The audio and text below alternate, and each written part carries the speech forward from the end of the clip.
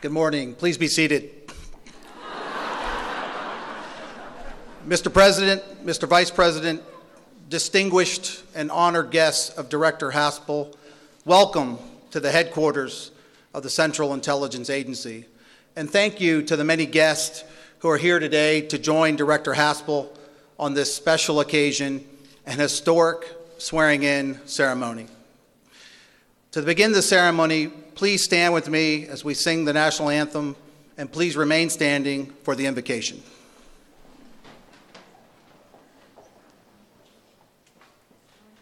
Oh, say, can you see by the dawn's early light what so proudly we hailed at the twilight's last gleaming, whose broad stripes and bright stars through the perilous fight o'er the ramparts we watched were so gallantly streaming, and the rocket's red glare, the bombs bursting in air gave proof through the night that our flag was still there. Oh, say does that star-spangled banner yet wave o'er the land of the free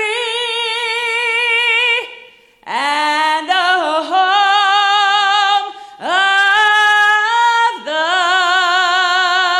brave.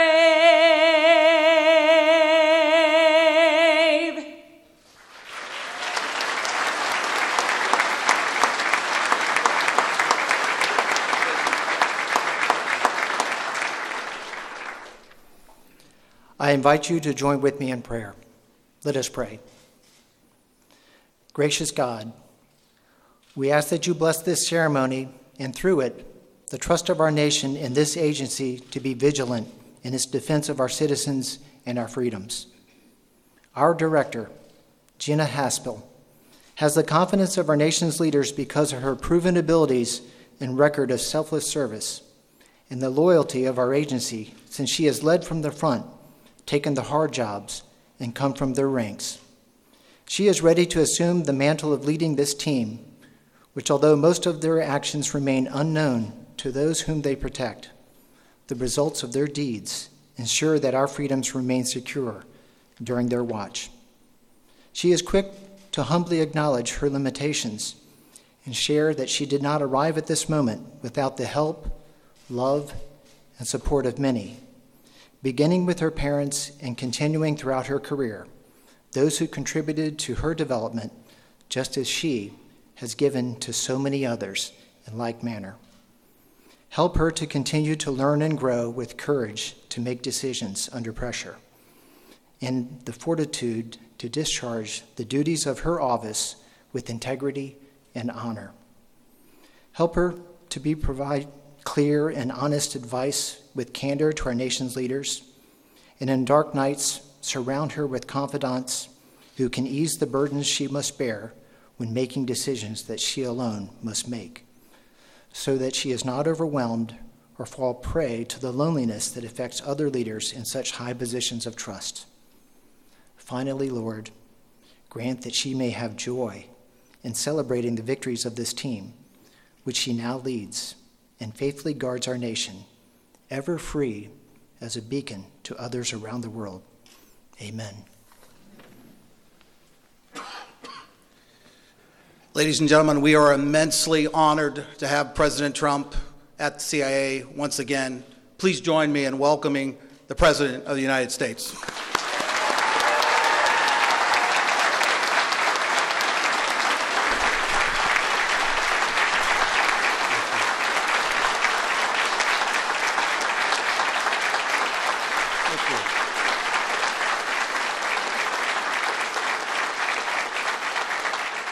Thank you very much, and good morning.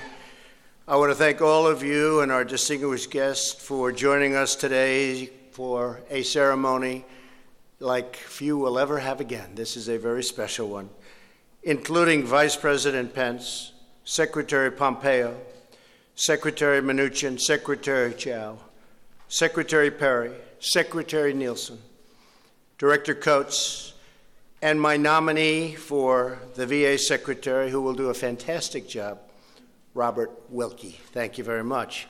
I want to give a special thank you for being here to Chairman and Senator Richard Burr. Thank you very much, Richard.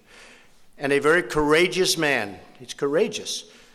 Congressman Devin Nunes. Thank you very much, Devin, for being here. Appreciate it.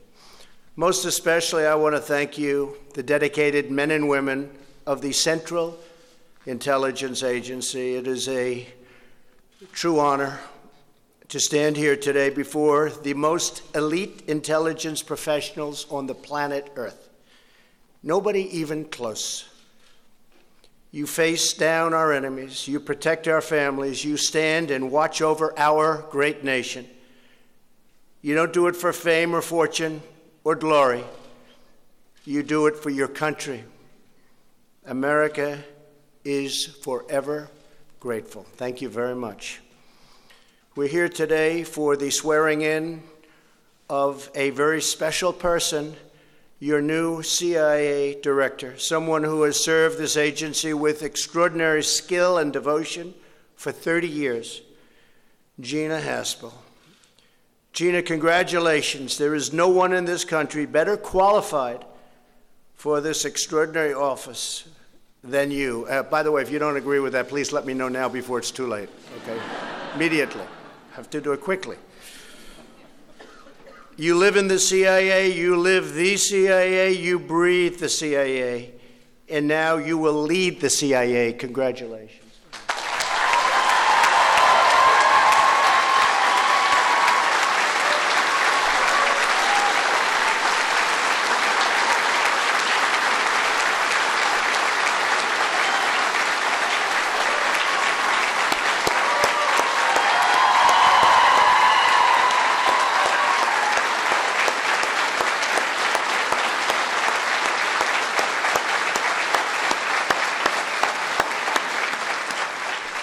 Okay, that means we're keeping her, right? That's what we were waiting for.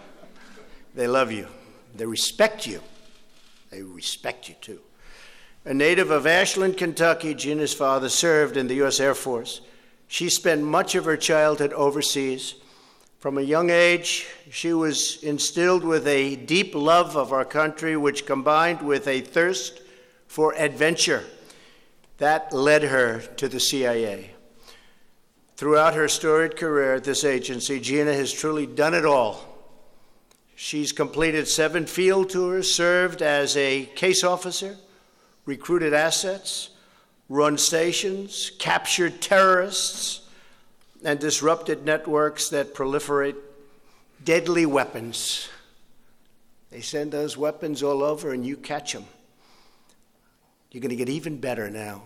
Better than ever before. You're the best. You're going to be better than ever before, and we're getting you the resources to do it. Our enemies will take note. Gina is tough. She is strong. And when it comes to defending America, Gina will never, ever back down. I know her. Spent a lot of time with Gina. Gina played a crucial role in our fight against Al-Qaeda. Her first day on the job at the CIA's Counterterrorism Center was September 11th, 2001, and she tirelessly hunted terrorists for the next 3 years.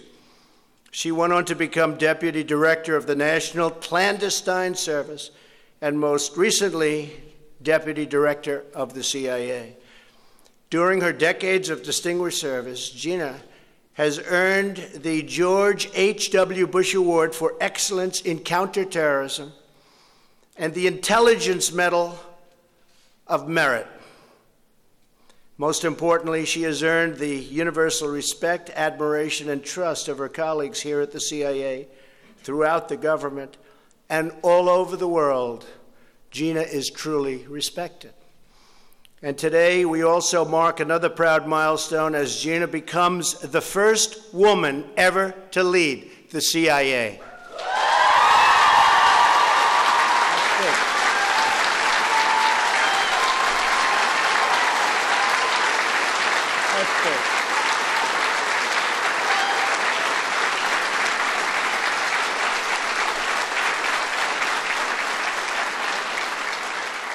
That's big.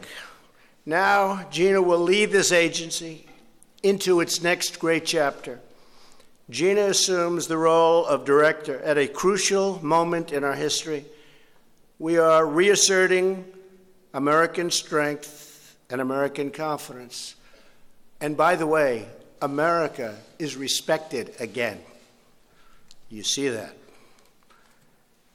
Instead of apologizing for our nation, we are standing up for our nation, and we are standing up for the men and women who protect our nation.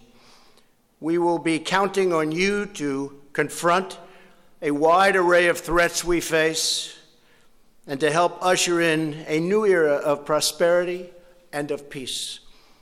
Since the CIA's founding more than 70 years ago, its courageous operatives have combined ancient craft with modern marvels to achieve unsung victories in every corner of the globe. I see what you do. I understand what you do, and it's incredible. Marked on the hallowed walls of this building are the stars honoring the CIA's fallen heroes who gave their last breath for our nation. Though many of their names remain secret, their stories of service and sacrifice and daring will live for all time. Today, we think of them and we honor them by pledging that the patriots of the CIA will have the tools, the resources, and the support they need to accomplish their incredible, complicated, and oftentimes very dangerous mission. The exceptional men and women of this agency deserve exceptional leadership. And in Gina Haspel, that is exactly what you're getting. Director Haspel, congratulations again. I know that you will thrive as the agency's director and help keep our nation safe and strong and proud and free. Good luck. God bless you. And God bless the men and women of the CIA. God bless America. And I just want to thank everybody in this room for doing such an incredible job and for giving Gina that unbelievable support that she needed. It took courage for her to say yes in the face of a lot of very negative politics and what was supposed to be a negative vote. But I'll tell you, when you testified before the committee, it was over. There was not much they could say. There was nobody more qualified than you, and you are going to do a fantastic job, Gina. Thank you very much. Thank you, Gina.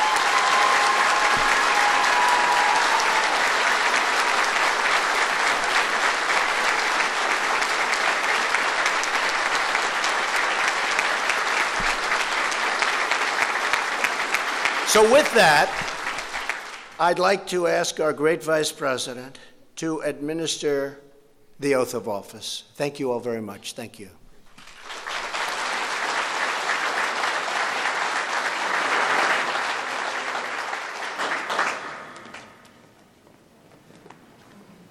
Place your left hand, raise your right hand, and repeat after me.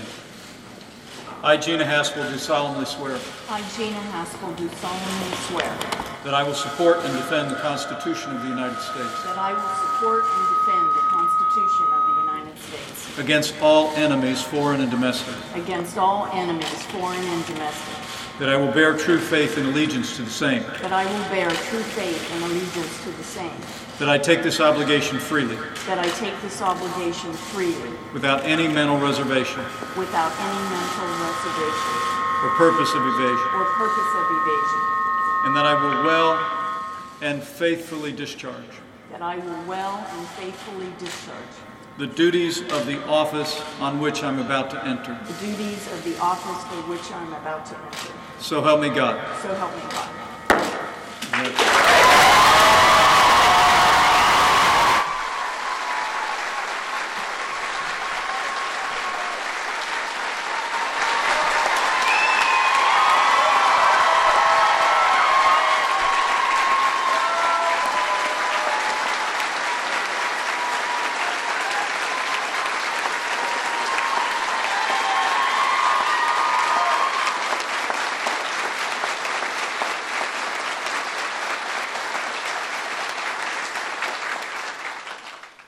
Good morning, everyone, and thank you, Mr. Vice President, for administering the oath.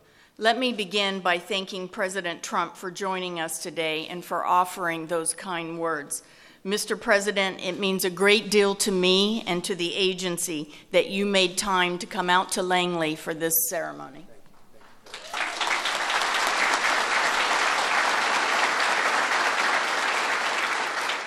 You have placed enormous trust in CIA throughout your presidency, and the men and women of CIA do not take that for granted. So thank you, Mr. President, for your confidence in me and your steadfast support of our mission and our people. I am truly honored to have this opportunity to lead the best workforce in government. It has been nearly 50 years since an operations officer rose up through the ranks to become the director. And after the experience of the last 2 months, I think I know why that is.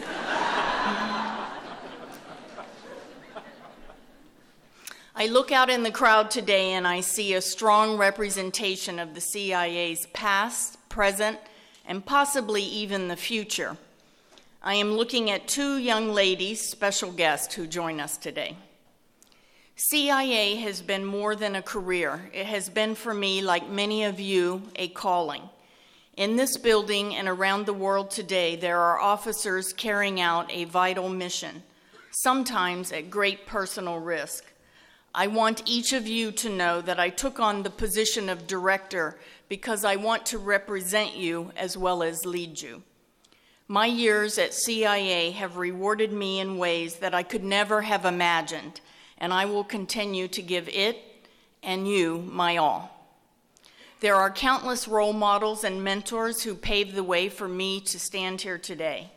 As the director, I want the current CIA leadership team to be role models and mentors for our next generation of officers who will walk the streets of far-flung capitals and work the late nights here at headquarters and abroad.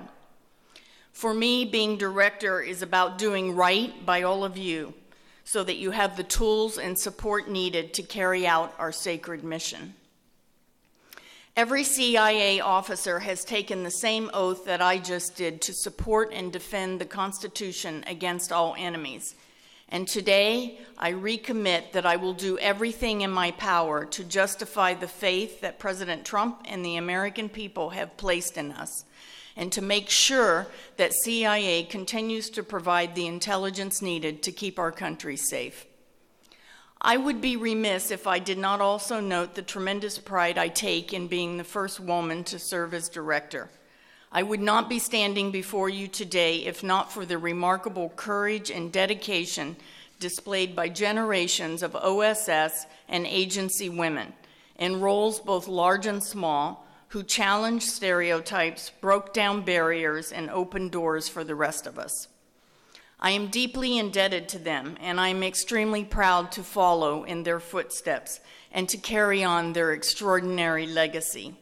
I stand on the shoulders of heroines who never sought public acclaim, but served as inspirations to the generations that came after them.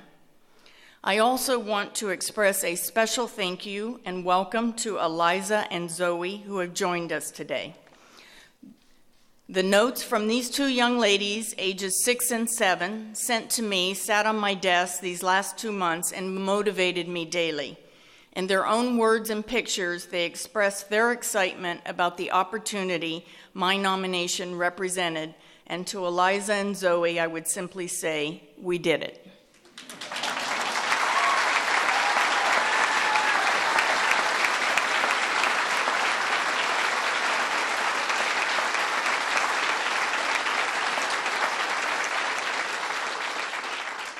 Lastly, allow me just a moment to talk about the future of this agency. A little over a year ago, Secretary Pompeo first spoke to me about becoming the deputy director.